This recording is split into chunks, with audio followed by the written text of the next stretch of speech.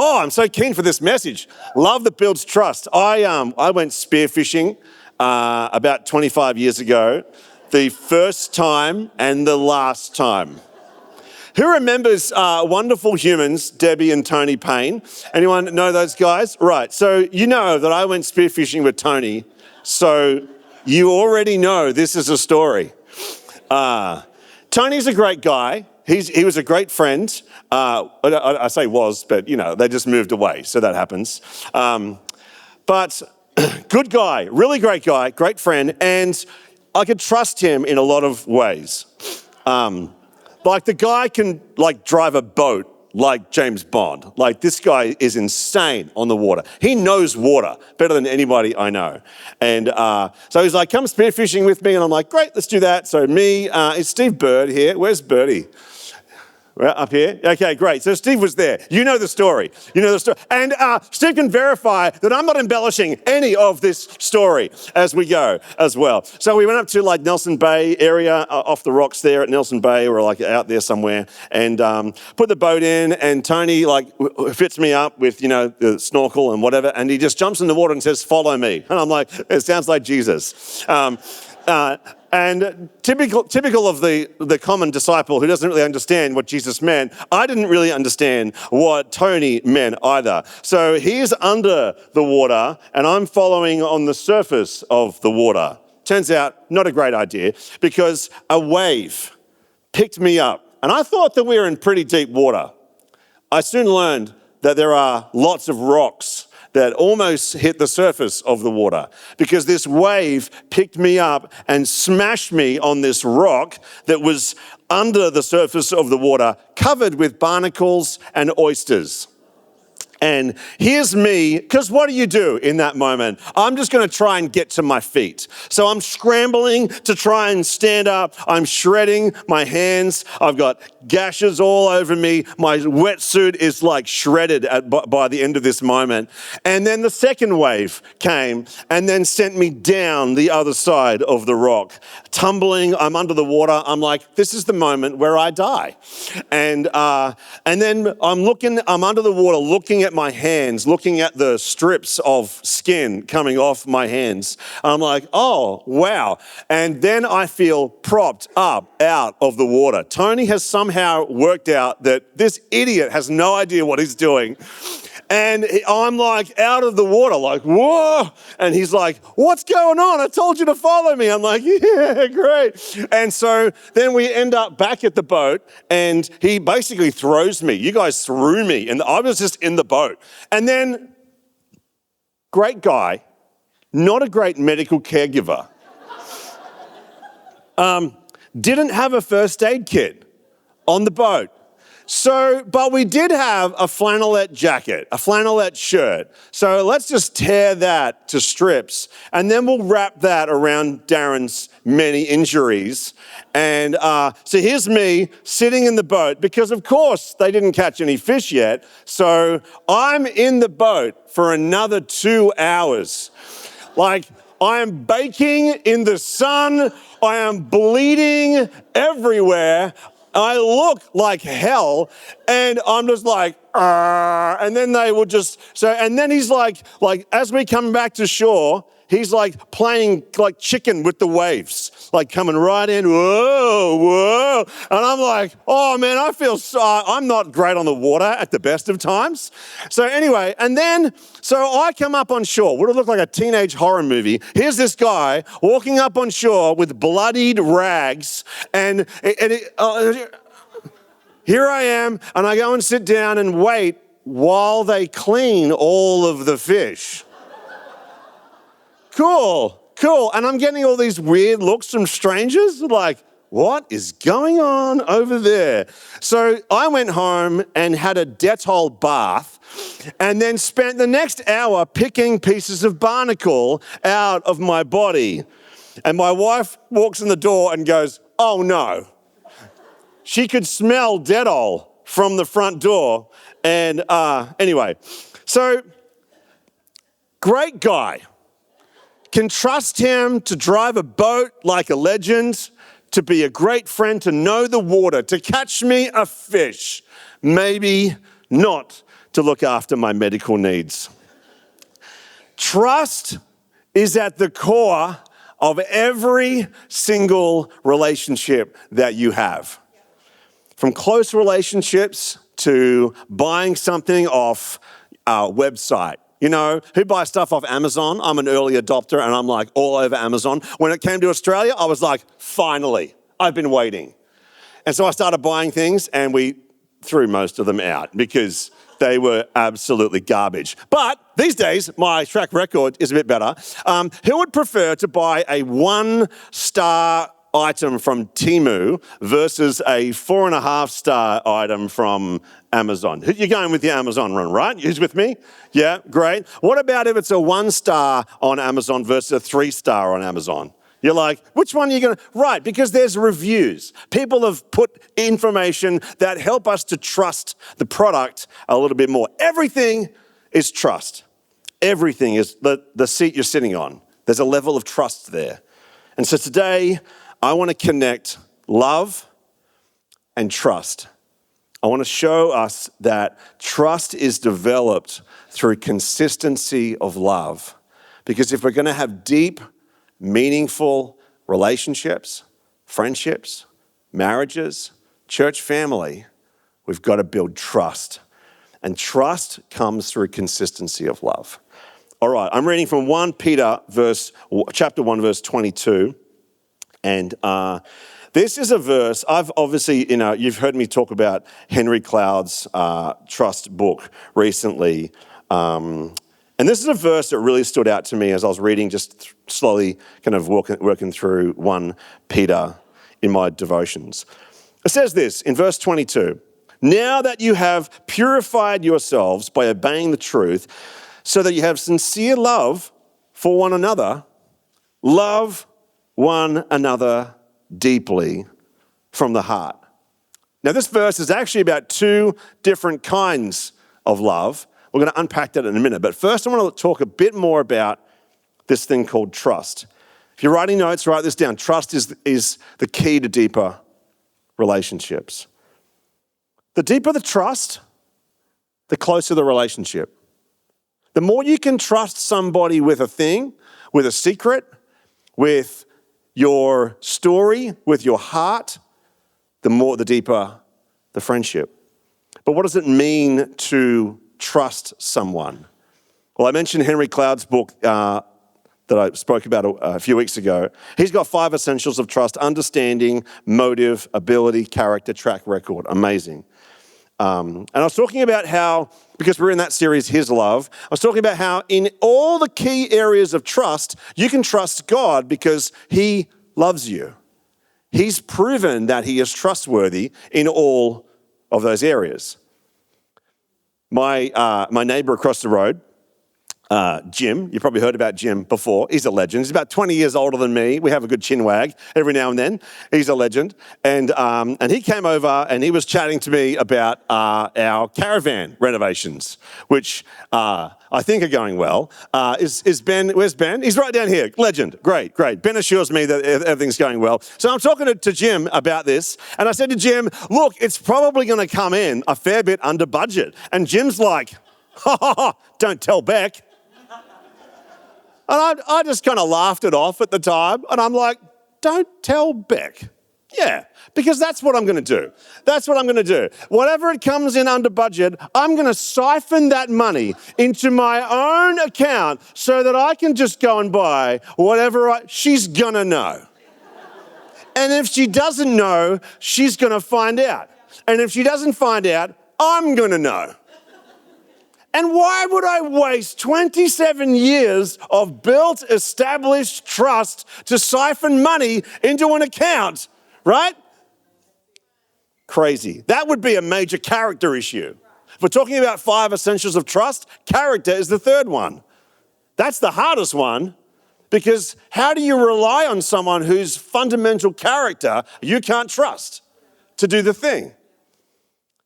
Like when we lie or work the story in our best interest, or when we deceive, or when we tell a half truth, what's actually happening is we're not trusting them, and we're not setting it up so that they can trust us. That would be a devastating break to the trust that we've established in our marriage. Now, it was just a one-off comment. Jim's a larrikin, I know. But I'm like, ooh, trust is like a house that you build. And every day that you show up, and every day that you love, and every day that you're integrous, and every day that you're kind, and every day that you have good character and good motive is one brick. It's one brick in the house of this relationship that you are building. And every single day, you're building one brick. When I'm counseling a couple and I realize there's a breach of trust, let's talk about bricks. And they're like, what are you talking about, bricks? Because we need to reestablish trust in this relationship. And you get a chance every day to add one brick to the wall. It takes a while to build a trusting relationship. In 2018, a study by Professor Jeffrey Hall found that it takes the average adult roughly 50 hours of time together to move from an acquaintance to a casual friend. 50 hours of time together. Do you know what it takes to have a close friend? Over 200 hours. This is why you can't build deep, meaningful relationships in 15 minutes after a church service. You need to have people into your home. You need to have people in your lives. You need to go to table space, right? We have other mechanisms that we use to build deeper relationships. But just coming to church is a really good step, but let's take another step, right? Because if we want close relationships, it's going to take time. Trusted, consistent time. Because I'm looking for someone to trust. We're looking for someone to trust. People around you are looking to you. Can I trust them? Do they get me? Do you listen long enough to hear the person's story? Because what I like to do sometimes is I like to just wait until they take a breath. And then I can interject with some glut of wisdom that I've come up with. But actually, the better thing is to love. Is to pause, is to listen, is to lean in. Because then I can love them for where they're at. You know, can you be trusted with something private?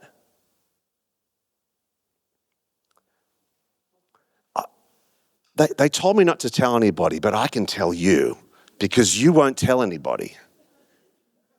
Don't do that. You're breaking trust.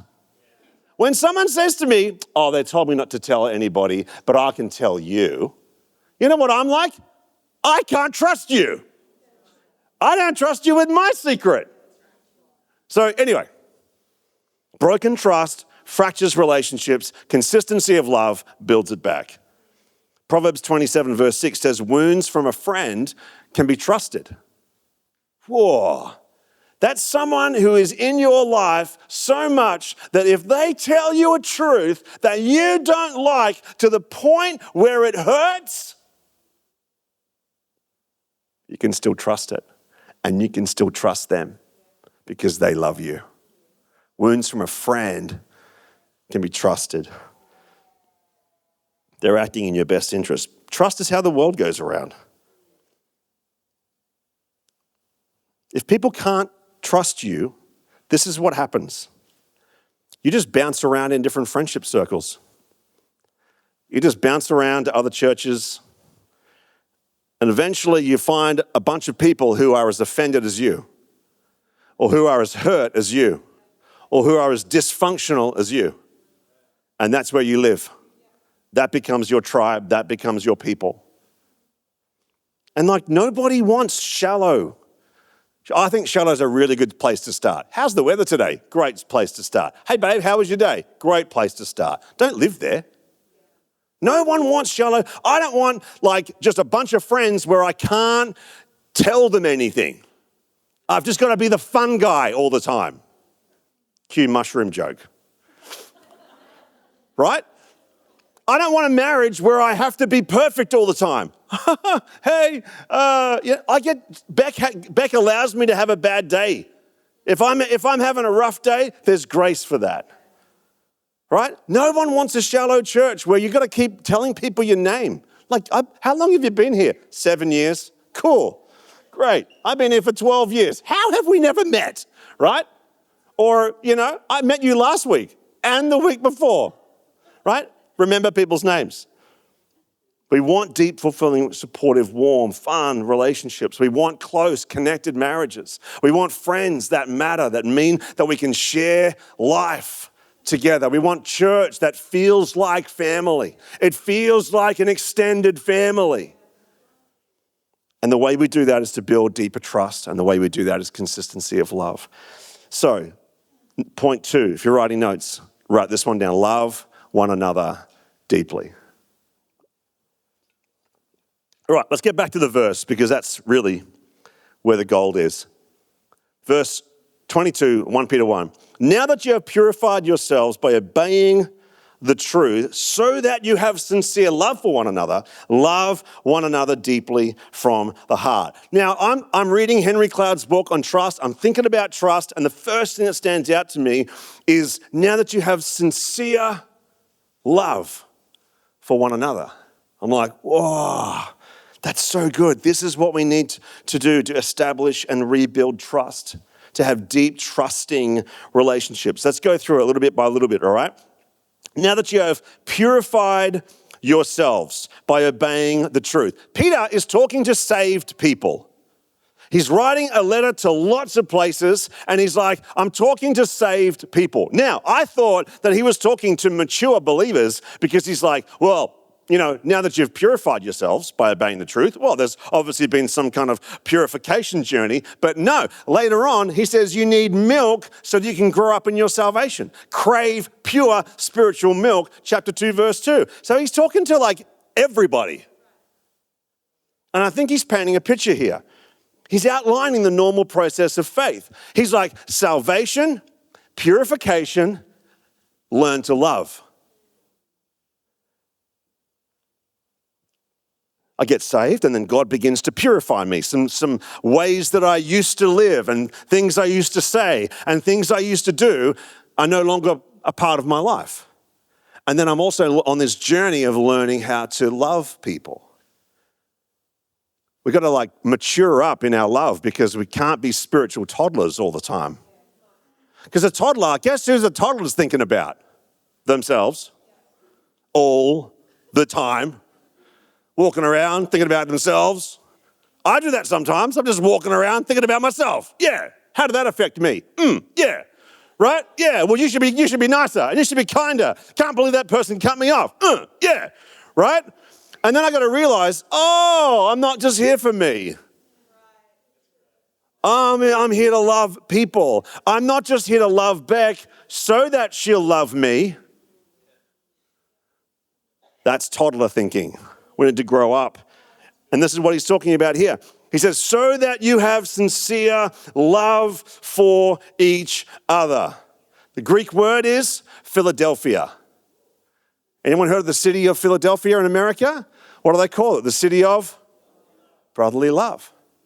That's what he's talking about here. This love is warm affection.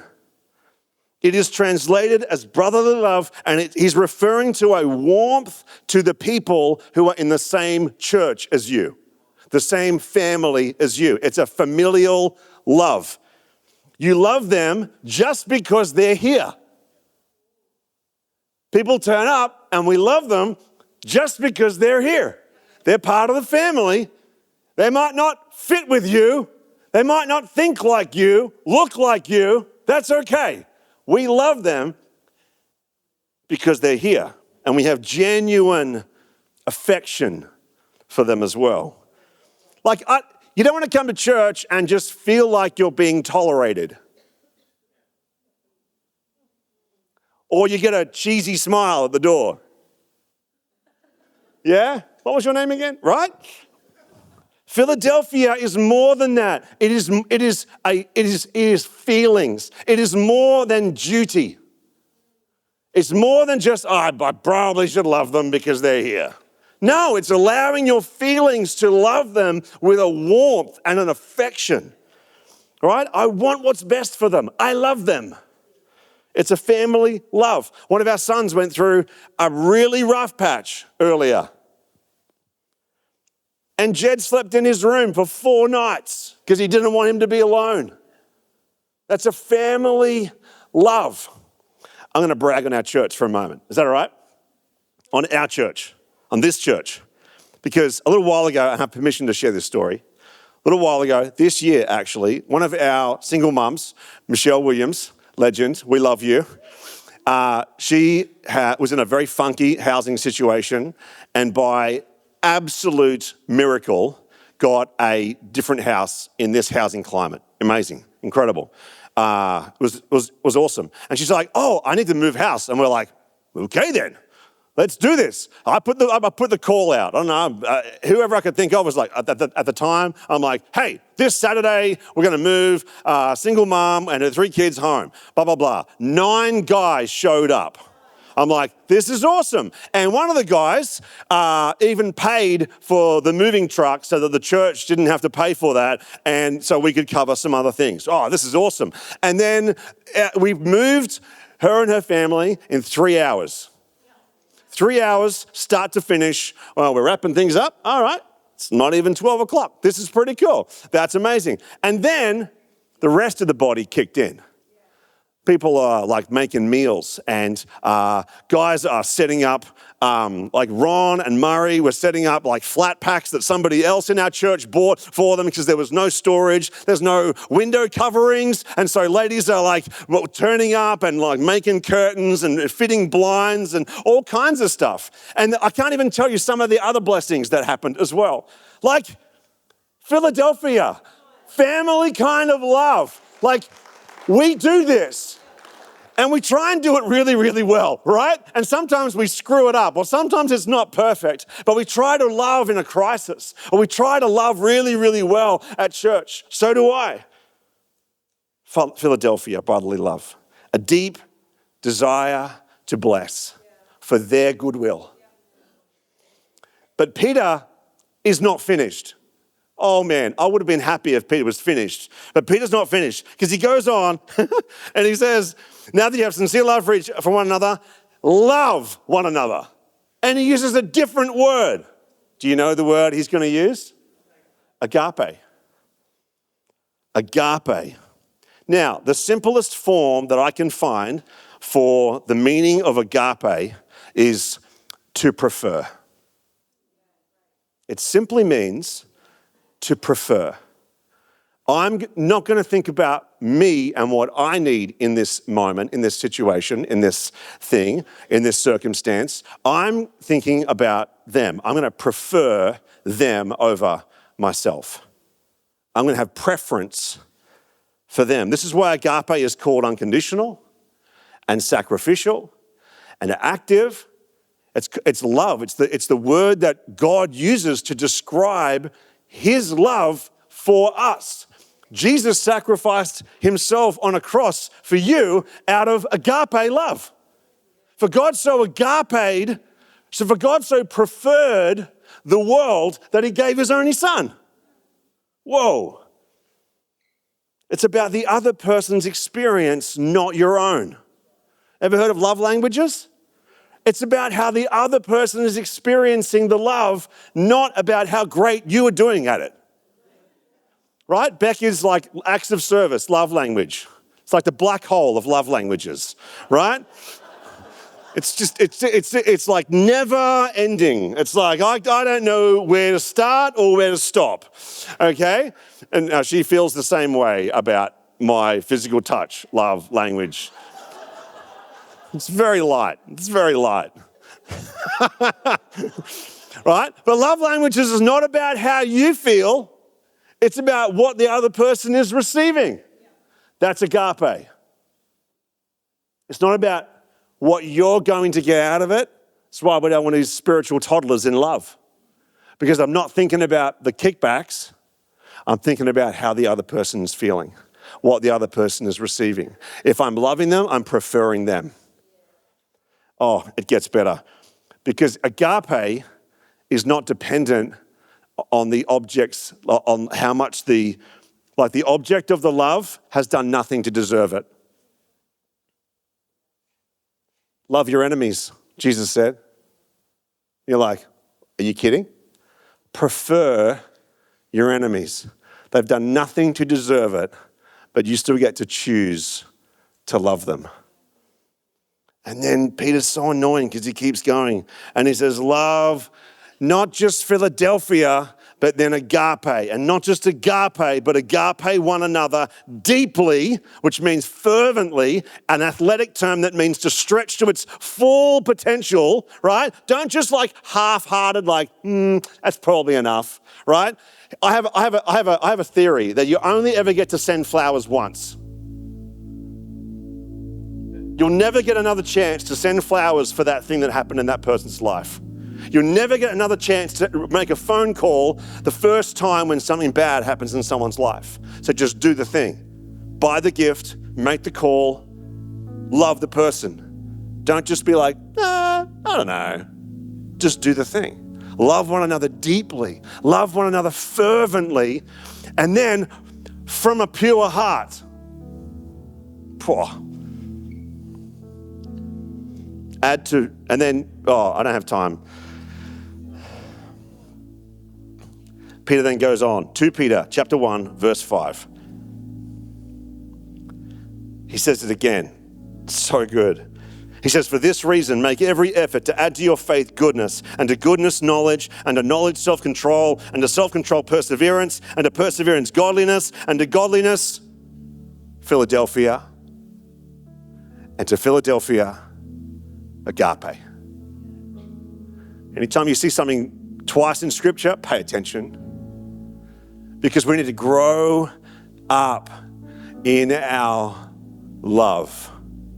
In your marriage, in your friendship circles, in our church, to strangers.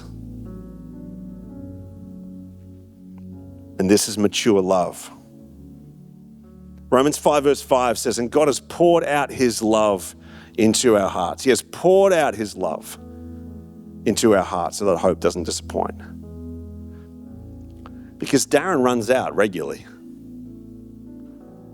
but I never really run out because I'm always tapping into what the Father has.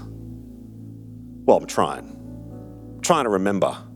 I'm trying not to get irked so much or frustrated so much that I don't choose to tap in to the love that God has. The Christian never runs out. You don't ever really run out of peace. You don't really ever run out of joy.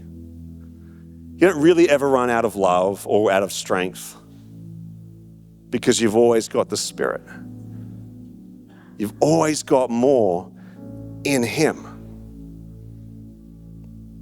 All right, let's bring it all together. Trust. Number 3, trust grows through consistent love. These two loves working together, this sincere, warm affection, and this decision to prefer. Philadelphia and agape, the perfect environment for trust to deepen. The perfect environment for trust to grow. And that means the relationship becomes a bit more stable, becomes a bit stronger. We get a bit closer because we're building this track record of consistency. You're building a track record of turning up, of understanding, of reaching out, of loving well. Every relationship that you want to take to a place of intimacy has to reach one point. And it's the point of vulnerability. You can't have a close relationship without vulnerability. It doesn't exist. Because intimacy, the easiest way to describe it is intimacy. I'm going to let you look at this thing that's going on inside of me. Be careful with it. Treat it with some respect, and I need you to be kind in the moment. Whenever anyone shares something with you that's a bit vulnerable, that's a bit out there, the best thing you can do is to accept them right then and right there, no matter what's going on in their world. Just accept them and love them and have a touch of curiosity. Ask them more questions about it. Because you cannot have intimacy. You cannot have close marriage, close friendships, close church family without vulnerability. But to build vulnerability, we've got to work on trust. To have deeper trusting relationships, we have to work on love. It starts and wraps around in love. So love well. I'm going to pray for some people in a moment. I want to pray for maybe like any relationship that you have in your world that just needs a touch from God on it. It could be family, it could be marriage, it could be work, it could be anything. Something that is funky. It's gone a bit awry. It's like, I need God on this. Any relationship that you have, I'm going to ask you to respond in a moment for that. Why don't we pray, hey? Let's pray. Father, help us to love well, to love selflessly, to love with Philadelphia, with affection and warmth and loyalty and kindness, to love one another in the room, that those people in our own church family help us to love one another with warmth and kindness, and help us to add to our Philadelphia agape. Help us to prefer one another. Help us to mature in our love, God. Help us to recognize parts in ourselves where we're thinking of what we can get out of it. Help us to turn to you for everything we need and love well. In Jesus' name.